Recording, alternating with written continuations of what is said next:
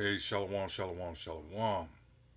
First of all, call halal Yahweh, Ba'ashem Yahweh Shai, Ba'ashem Rakakwadash, and of course, double honors once again go out to the apostles, bishops, and elders, great millstone, who continue to give us His truth by way of the Holy Spirit. This is Naaman with the DC camp, and this is something I touched on the main camp Saturday. Didn't really get to go into it in detail because I had just, you know, uh, barely looked at it myself. So, but this has to do with something called the Cloward-Piven strategy. Okay, and this came about as an article I read. Of course, I get most of mine. This is from Newsbreak. This is originally from creators.com. All right, and it says the Great Biden Depression is here. This is planned and purposeful. Here is the solution.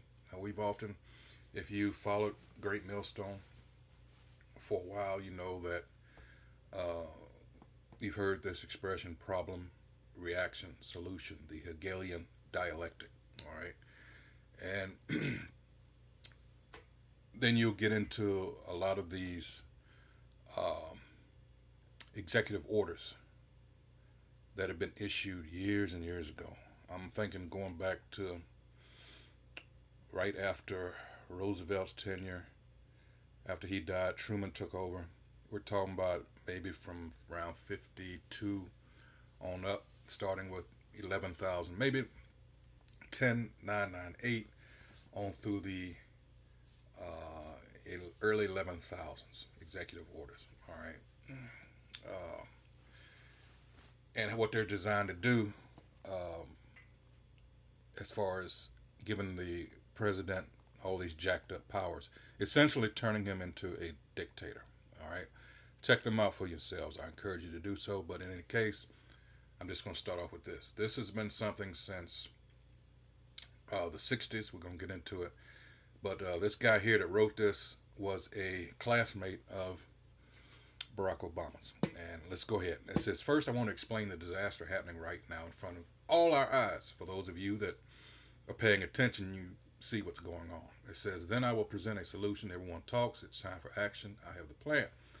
Everything I predicted has come to pass. Back on October 30th, 2016, in my opening speech for then candidate Donald J. Trump's last Las Vegas rally before the election, I told the crowd of 15,000 plus that a Trump victory was our last chance to save America. You know, whatever, but hey. Uh, Continuing on, it says, I told the crowd that if Hillary Clinton were to be elected, it would be Obama's third term. It would be the end of America. She would finish off America with Obama's plan. It was a plan I learned at Columbia University, class of 83, with my classmate, former President Barack Obama. The plan was called Cloward-Piven. The Cloward-Piven strategy was to overwhelm the U.S. economy with welfare and debt, causing the economy to collapse, bankrupting the business owners, making the middle class jobless, and causing everyone to panic and beg big government to save them. Problem, reaction, solution. That would open the door for socialism.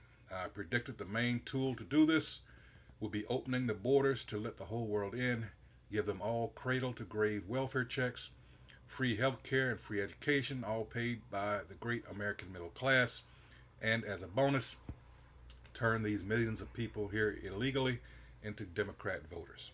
Sound familiar? I also predicted Hillary and Democrats would use massive tax increases, draconian increases in government regulations, which we saw, and more yet to come. The green energy boondoggle that would waste billions of dollars and kill middle class jobs. Expand Obamacare to triple health care bills for the middle class. Destroy the justice system to allow violent criminals to roam free while the corrupt DOJ and quote unquote woke district attorneys funded by George Soros persecuted conservatives. That was the Cloward-Piven plan that Obama and I learned at Columbia. That would have been the third term of Obama, but a funny thing happened in 2016. Trump was elected president. Hillary never got a chance to carry out Obama's plan. But see, you have to know at some point the best laid plans that were laid, decades earlier, they would have to switch it up because there's the possibility that people will catch on. So they have to, throw a little surprise in there to throw, say, oh, well, they said this would happen, and because people are kind of stupid like that, they expect things to fall in, lockstep. And that's not always the case. But the results are in, and you can tell that this is indeed happening. All right. It says, recognize all of that. It's all happening today under the Biden administration. No matter who the players are, the players can change, but the plan continues. He says that's the deadly combo of Biden as the brain dead dummy and Obama as the as the ventriloquist.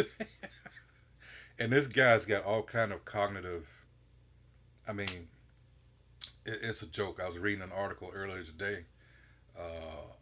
People are like, this guy is our president, and it's like, it's a joke, All right, and let me just get some scriptures real quick because this is going to highlight what you're dealing with, who and what you're dealing with. This is going to be Psalms, because these are a people, and then I'm going to get, let's see. Hold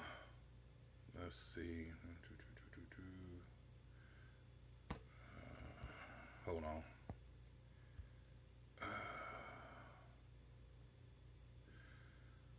Oh, this is Psalm 64. I'll start at the top. It says, of course, this is a Psalm of David. It says, hear my voice, O Most High Yahweh, in my prayer. Preserve my life from fear of the enemy. And I'm going to go into this, get the Wikipedia and another article so we can break this down even further. And while I'm reading these scriptures, it says, hide me from the secret counsel of the wicked, from the insurrection of the workers of iniquity. And we all know who the wicked are. Read Malachi 1st chapter, verses 1 through 4. And of course the point is in 4. Who whet their tongue like a sword and bend their bows to shoot their arrows, even bitter words, that they may shoot in secret at the perfect. Suddenly do they shoot at him and fear not. Why? Because, first and foremost, another scripture says, the Most High is not in all their thoughts. They are contraries. All right. Going to Wisdom of Solomon, 2nd chapter. Read that. All right. This is letting you know who you're dealing with. 4, they that shoot in secret at the perfect, suddenly do they shoot at him and fear not. They encourage themselves in an evil matter. They commune of laying snares. Privily they say, who shall see them? Clearly, the events of the last, let's just say after World War II, how things have speeded up, the changes. You can just go from decade to decade, 50s, 60s, 70s, 80s, 90s, especially since the 80s. All right. And it's speeded up even more since 2010. 6, they search out iniquities. They accomplish a diligent search, both the inward thought of every one of them and the heart is deep. So I'm going to take a segue right here just to make a point, and we're going to go with, as soon as it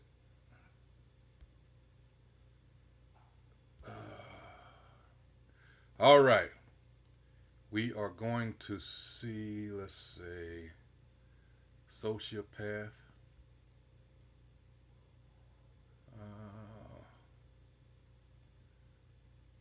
there we go, versus psychopath.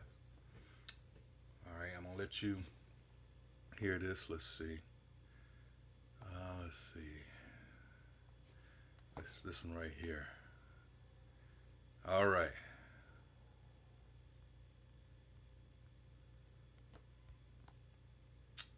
Just to sum it up for time's sake, it says, you may have heard people call someone else a psychopath or a sociopath, but what do those words really mean? All right.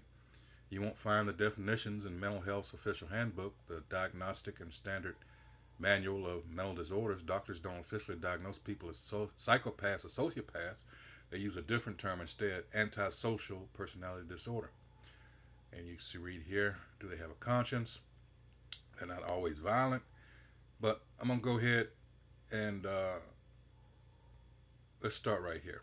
It says cold-hearted psychopath, hot-headed sociopath. I think you can see where I'm going with this. But anyway, it's not easy to spot a psychopath. They can be intelligent, charming, and good at mimicking emotions. They may pretend to be interested in you, but in reality, they probably don't care. They're skilled actors whose sole mission is to manipulate people for personal gain. Sociopaths are less able to play along. They make it plain that they're not interested in anyone but themselves. They often blame others and have excuses for their behavior. Some experts see sociopaths as hot-headed. They act without thinking how others will be affected. Psychopaths are more cold-hearted and calculating. They carefully plot their moves and use aggression in a planned-out way to get what they want.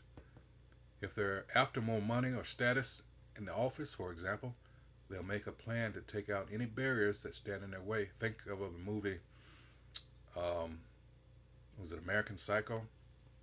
With, what's his name? Played Batman. Shit. From England. But anyway, let's see. Let's see. I'll come back to this. Now that I said it, I got to get it.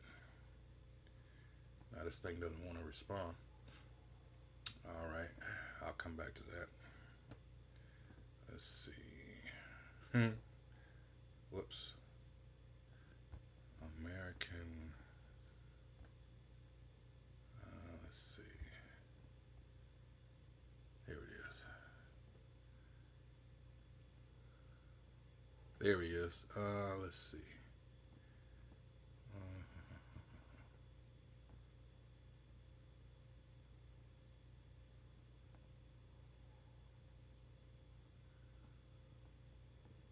It's a good movie, Christian Bale. Yeah, all right.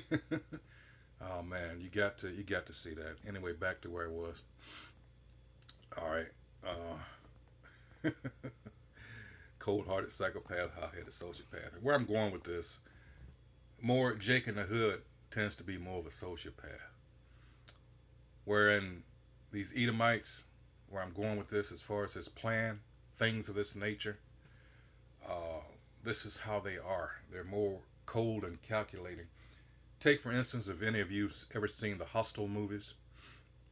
That's what I'm talking about. I'm thinking of, I've got to go there again, because a lot of people probably won't understand where I'm going with this. These people that seem to be the pillars of the community, they put on, like I said, actors. All right, when I read earlier, seem to be the pillars of the community. Let's see, Hostel. There we go. And I'm thinking of the guy that was on the golf course, and he gets his phone call. Okay, 2005. Was that the first one or was that the second one? Wait a minute. And it's about buying these females. All right. Let's see, Hostel. What? Let's see. Anyway, it says 3 backpackers head to a Slavic city that promises to meet their hedonistic expectations with no idea of the hell that awaits them. All right, because they were eating motherfuckers and all this shit. This is the actions of psychopaths. All your serial killers tend to be what? And this is no racism or anything like that. This is just fact. These are the super predators, as someone once said. All right. And again, Jake takes most of the attention because this sociopathic behavior is what you see mostly in the hood with all the shootings and everything, hot-headed, just fly off. There's other reasons for it, like being raised by your mother. This was all planned. All right. These are the people that are behind all this shit. These psychopaths. That's why with Esau, there's no redeemable qualities. So he's going to do 1,000 years of hardcore slavery, and he's going to be burnt up because there are no redeemable qualities. And remember, Hebrews 12, verses 16 and 17. Let's get that real quick. All right, there's a reason it says this. This is Hebrews 12. And to understand this, you have to go back to Genesis 25 through the 27th chapter and towards the end of the 27th chapter where he gets that blessing. All right. Characteristics, This is how you help you to identify who's who.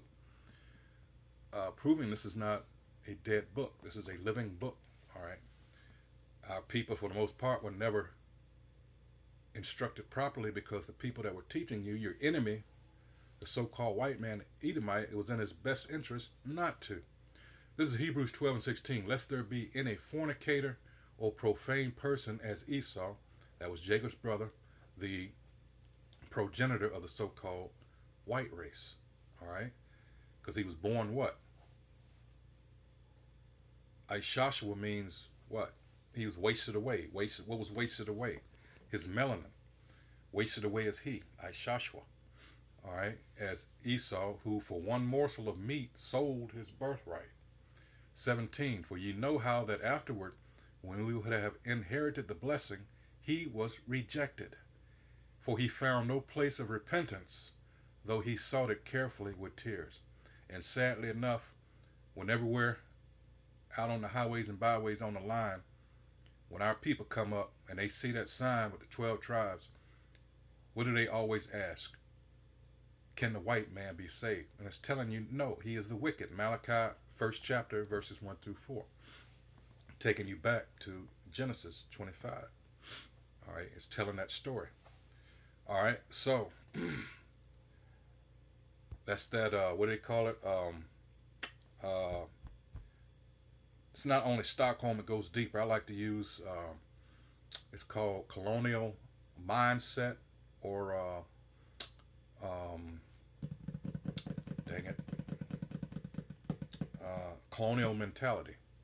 All right, and this is a result of what we've been through. So those that say get over it, that's not the case, because as colonial mentality implies, this is transgenerational. This is on a spiritual level. What was it? Is it Proverbs 18? What is it? A wounded spirit who can bear. All right, and that's sums up what's wrong with our people. Let's see. Brain differences. It says research. I'm spending time on this to get you to understand what it says. Recent research suggests a psychopath's brain is not like other people's. It may have physical differences that make it hard for the person to identify with someone else's distress. I'm not going to give them a clinical or medical out, as some of this might suggest. These are just some wicked, evil motherfuckers. Psalms 58 and 3. They were born this way. All right. There's no, So now we go back to the article here. All right. It gives you the numbers here, but for time's sake, I'm going to skip over this. It says the real destruction of the economy and the middle class is, of course, the aim of this is the middle class. And they're being squeezed the fuck out. Why? Because you're going to be left with just the rich and the very poor. All right. You will have no one to run to. All right. But the rich. And ultimately, this is the Most High's doing, because we as a people, we turned our backs.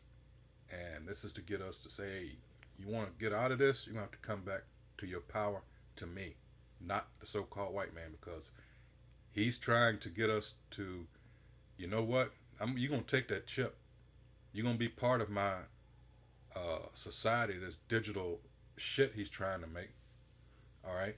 In effect, Revelation 13 and 16 and 17 is making you choose who's going to be your God. Is it going to be the Most High, or is it going to be the white man? All right? And that's just it. It says, what's the solution? When I wrote the best-selling book, The Great Patriot Protest and Boycott Book, my intent was to teach conservatives to practice civil disobedience by boycotting the biggest companies in America who support these woke, destructive, insane Marxist politicians and policies. Without their money and support, Democrats could not pursue these radical policies, because this is the thing. None of this is for our benefit. We've been conned into voting all this Democrat shit. There's no difference between them. Both of them want to get don't like us. All right. So fuck all this Democrat. You know, they just have a tendency to give you all the rope you need to hang yourself. Whereas the Republicans, hey, I like Trump because he let you know where he stood. All right. So you tended to say, you know what, I ain't gonna deal with this motherfucker because hey, he wore his emotions on his sleeve, which was a good thing in that case.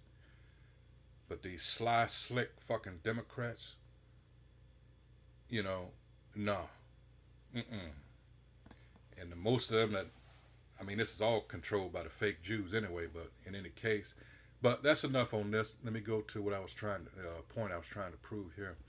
All right, so we got the sociopath versus psychopath thing down. So let's go back to the article. Let's see. Cliven. There we go.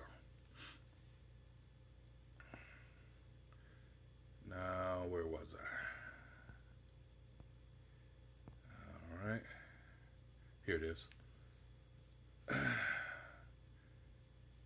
Federalist Papers. It says, is the Cloward-Piven strategy being used to destroy America?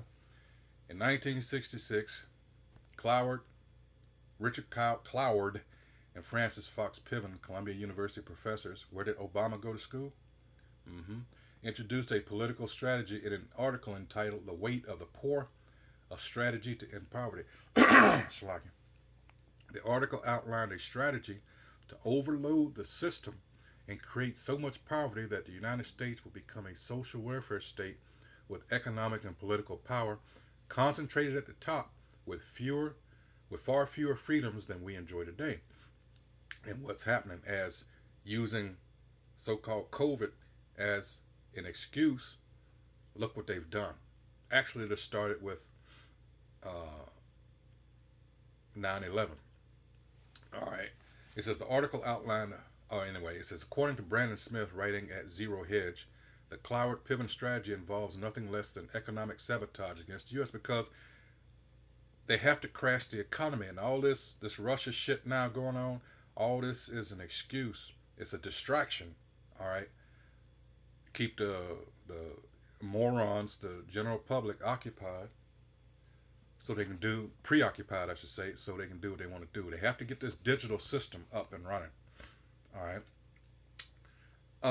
It says, theoretically, according to the doctrine, a condition of overwhelming tension and strain could be engineered through the overloading of American welfare rolls, thereby smothering the entitlement program structure at the state and local level. The implosion of welfare benefits would facilitate a massive spike in poverty and desperation. What did we say about Revelation 13:16? It's going to cause all, both small and great, rich and poor. Another word for cause is compel. How am I going to make them do this? How am I going to make them come to me? Beg. Yes, we need this. This is what this is all about. All right. It says creating a financial crisis that will lead to an even greater cycle of demand for a fully socialized system. This, Klaus Schwab. What did Klaus Schwab say? He said, in the future, you will own nothing and be happy about it. And Klaus Schwab, we traced his lineage. He is a Rothschild.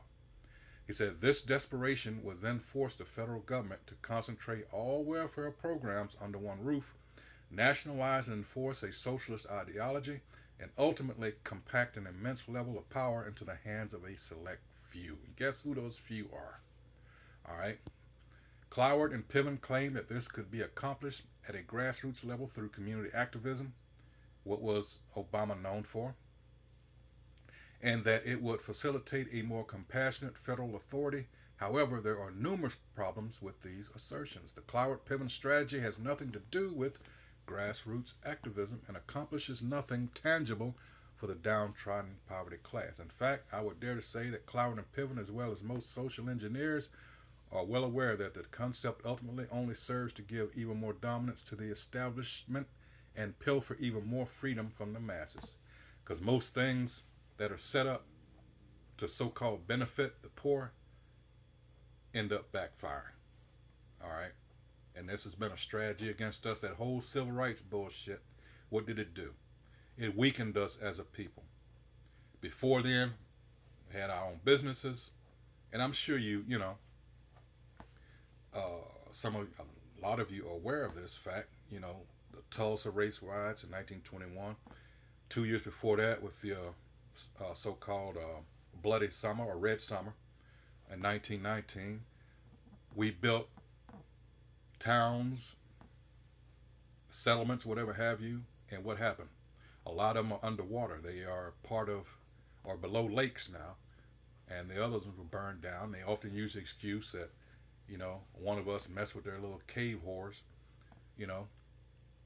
So it was never meant for us to establish nothing, because the mindset should be we're pilgrims. This was set up for punishment for us. This was not supposed to be our rest. That's why we know Micah 2 and 10 and Hebrews 11th chapter 14, 15, and 16, and Hebrews 13 and 14. All right.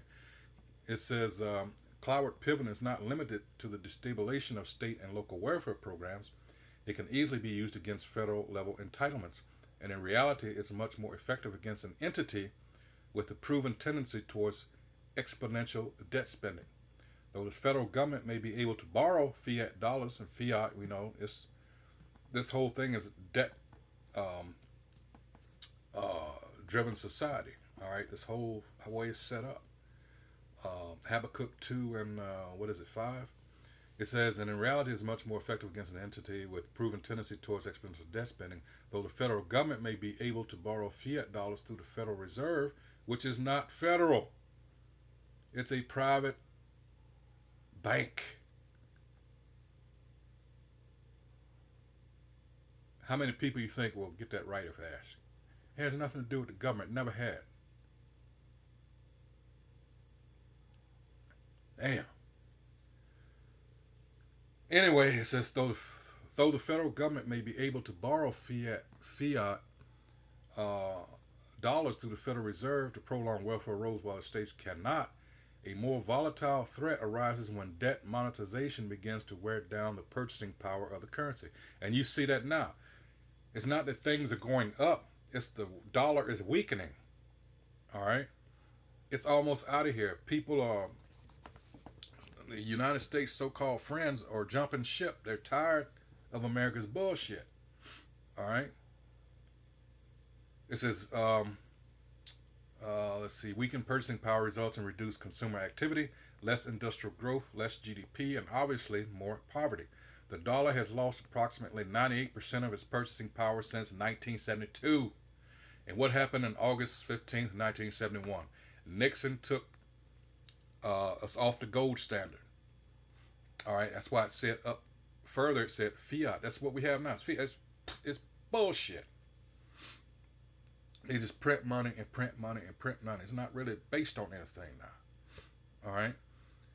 He said, and after 50 years of the so-called war on poverty, which is really a war on us, he says nearly 1/3 of the American population now repeatedly slips under the official poverty line. So my point in bringing up the sociopath and psychopath, the psychopaths are what's running all this shit. All right. So you expect mercy? What is the slogan of the New World Order? Expect no mercy. It's going to get bad out here, people. It's going to get bad. It's reasons why we always bring up me, not so much lately, but I used to, Daniel 12 and 1. Let's get it real quick. It's going to get bad out here. This is Daniel 12 and 1. It says, and at that time shall Michael stand up, the great prince, which standeth for the children of thy people, and there shall be a time of trouble such as never was since there was a nation, even to that same time. And at that time thy people shall be delivered, every one that shall be found written in the book. A whole lot of Israelites are going to die. A whole lot. 2/3 of our people, that's a large amount of people. 2/3 of our people got to go. They don't want to know what's happening. They're that expression, ignorance is bliss. You see it every day. They can't see beyond America, their prison. All right, they can't see behind it. I mean, they can't see past it. All right, and you got to be careful who you talk to around here. So yeah, for time's sake, I didn't expect to get on the roll there, Salakia. But this has been a video about the Cloward-Piven strategy. All right, and it's being asked as a question here. It says, "Being used to is it being used to destroy America?" And it involves former classmate of, the niggers president, Barack Obama. He's not even our people. No, and we proved that also that the actor, what's his name, that trained him, the one that played in Ray, he took over from Clifton Powell as in the movie as Ray Charles's manager after Clifton Powell was caught, skimming off the top. But anyway, so with that, I hope whoever, as usual, I hope whoever views this is edified. That's what we try to do here at Great Millstone, and let you know, hey, time is getting short. What we do here is aimed at waking up the remaining hopeful elect, because this can tick off at any time. All right, say here with that, hey, shalom.